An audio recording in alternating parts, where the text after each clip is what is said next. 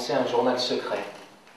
Un garçon, un cahier, un garçon, une rencontre, une histoire, et toutes les autres choses de ma vie. Jamais de mensonges, jamais de gros mots, tout dire. Et tous mes cahiers commenceront alors par ces lignes. Sujet, Pascal Langle. Il porte le numéro 11 et il me libère du 10, comme toujours. Le 10 qui me croyait folle et m'enfermait dans sa croyance comme il rangeait tout dans des boîtes étiquetées.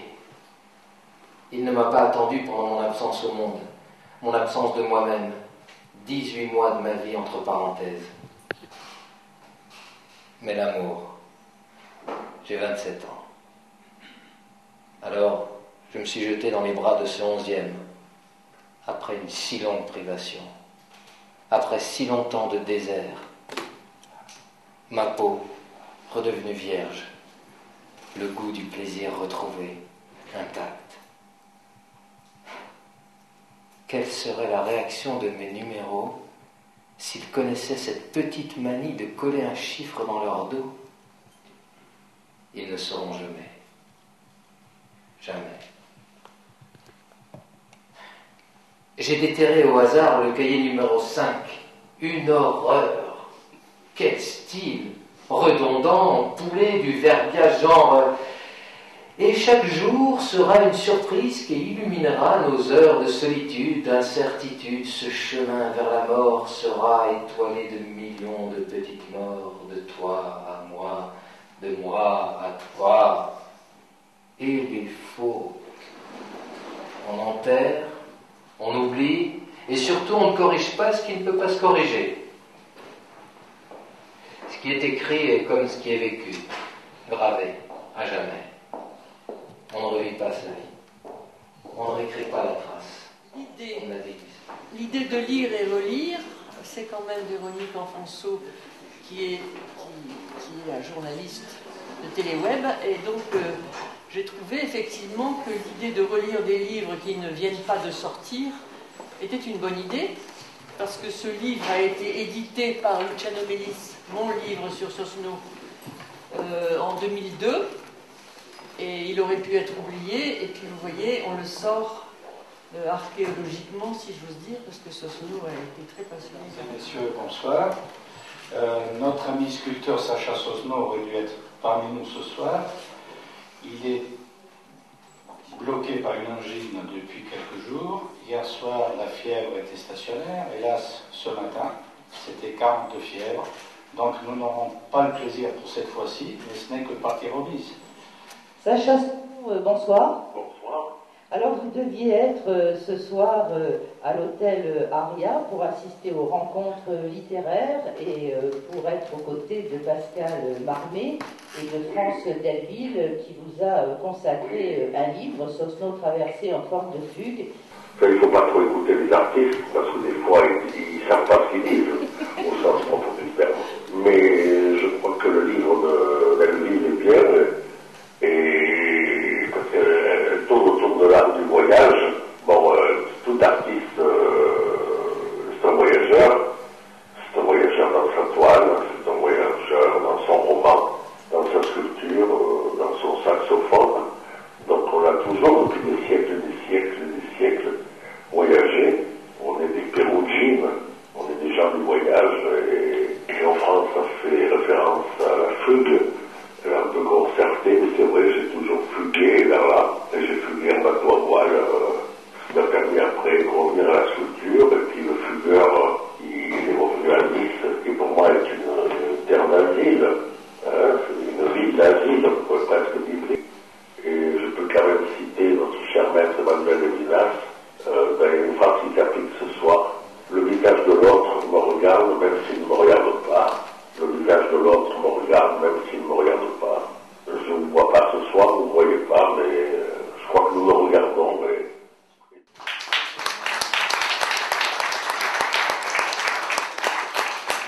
Buter sur une œuvre de Sosno, qu'elle soit tableau, sculpture ou performance, c'est s'arrêter net, stopper les machines. Celle de l'esprit avec ses rouages, ses conduits, ses circuits, est celle de l'histoire, de la toujours même histoire, lourde machinerie dont les pesanteurs tendent toujours à l'univoque. Rencontrer une œuvre de Sosno, c'est se laver le regard, retourner au noir, au neutre, au néant. C'est se demander ensuite, que vais-je voir? Quel sera-t-il dans une seconde l'acte de la vision? C'est se dire, rien n'est plus pareil. Et ainsi je n'accepte plus de voir n'importe comment, mais je prends la responsabilité de mon regard. Je refuse de me jeter plus longtemps dans l'acte de la vision comme on se jette à l'eau, lourdement et au hasard. C'est se demander, et s'il manquait des éléments pour une vraie lecture?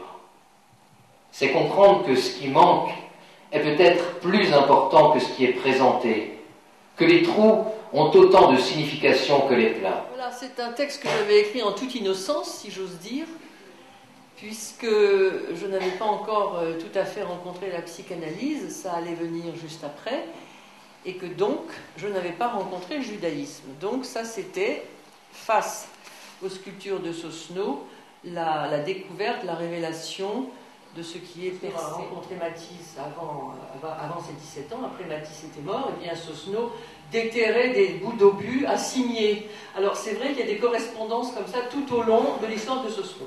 Première correspondance, c'est que ses ancêtres, il avait découvert qu'ils étaient partis d'Europe, de France, vers la Suède, et qu'ils s'appelaient Veil à ce moment-là.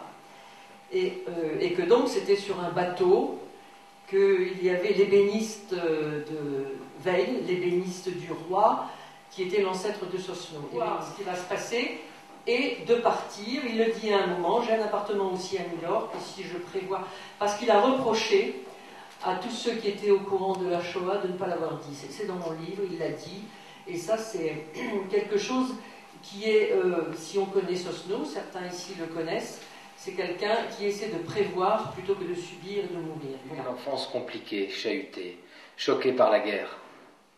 Je suis né le 18 mars 1937 à Riga, Lettonie. Les pays baltes ont été indépendants jusqu'en 1941, puis envahis par les Allemands, par les Russes, encore par les Allemands, encore par les Russes. Grâce au fait que mon père était riche, nous avons fini par rejoindre la Suisse en traversant l'Europe en feu. Tout cela reste présent en moi, et sommes arrivés à Nice. Symptomatiquement, j'ai très vite pris l'accent niçois, alors que beaucoup de Niçois ne l'ont pas forcément. Mes parents disaient que la période de 1934 à 1939 avait été merveilleuse. Ils venaient passer l'hiver à Nice, ont été dans les premiers à acheter un appartement au Regina. Ils faisaient du bateau. Mon oncle, le frère de mon père, un très bon peintre, est mort en mer, sur le Dart II, un bateau qu'ils avaient en commun. Dart veut dire flèche. C'était le 3e bateau de mon père. Au lieu de l'attendre, mon oncle s'était aventuré sur la Baltique, sur une mer très dure, sans fond, ça monte très vite. À l'école, j'ai dû sauter des classes pour rattraper, mais je parlais allemand, russe, finlandais à cause de ma nurse finlandaise, et à la maison nous parlions français. J'ai appris l'anglais, l'espagnol, et joyeusement oublié le reste. À partir de là, nous avons vécu moitié à Nice, moitié à Paris. À Nice, c'était au palais Regina où habitait Matisse. Je ne dessinais pas mal, mais mes parents ne voulaient pas que je sois artiste. Pour eux, mythe bourgeois, cela signifiait crever la faim. Le vieux Matisse semblait intéressé par mes dessins, mais surtout, je suppose, par le fait que je lui présente de jeunes modèles, mes copines, pour pouvoir leur pincer les fesses. Plusieurs d'entre elles ont hérité de très beaux portraits au fusain. Je dessinais, peignais en sous-maticien des arabesques colorées de peu d'intérêt, style papier peint. C'est alors que j'ai connu Armand et surtout Yves Klein. Et là, j'ai compris la facticité de ma pratique. J'ai brûlé toutes mes toiles dans le jardin du Regina. Ma mère en a sauvé quelques-unes que j'ai revues récemment. Ça ne valait pas grand-chose. Ma grande honte, ça a été vers 13-14 ans, quand mon professeur de dessin est venu trouver mes parents pour les convaincre de me laisser entrer aux Beaux-Arts, et que mon père l'a vidé manu militari en disant qu'il n'y aurait pas de rapin dans la famille. Village de l'arrière-pays, et ils font une revue, ça s'appelle Sud Communication, il y aura 10 numéros. Mais dans l'un des numéros, il va interviewer les nouveaux réalistes. Vous comprenez, communication. Mais ensuite, il est à Paris, Sosno. Et donc, il fait des expositions. Qu'est-ce qui l'oblitère, pour répondre à madame? Il est allé au Biafra, au Vietnam et en Irlande, et il a vu des gens mourir. Bon, l'Irlande, c'est une chose, mais il y avait aussi le Biafra avec la pauvreté, avec l'Occident qui oblitère sa responsabilité dans le meurtre, au fond, de population. Et il a ses photos, et il les masse.